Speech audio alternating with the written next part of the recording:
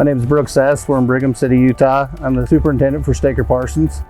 We do aggregate for concrete ags and HMA ags as well. We do a little over 1 million ton a year. In fact, we're about 1.5 million ton of processed ags per year. And as we went further back, it just got dirtier and dirtier, requiring us to have to start washing the concrete sand that we used to dry screen. We got with Kimball Equipment and seen what options they offered, and a few other vendors as well, but ended up liking the McLanahan system and everything they had to offer better, so that's the route we went.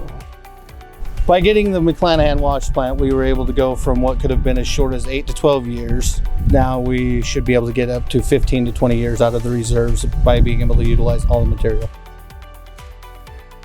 What I like best about the McLanahan system is the reliability. The thickener system works really great, and recycling the water and pumping out the mud. The relationship with McLanahan and Kimball has been great.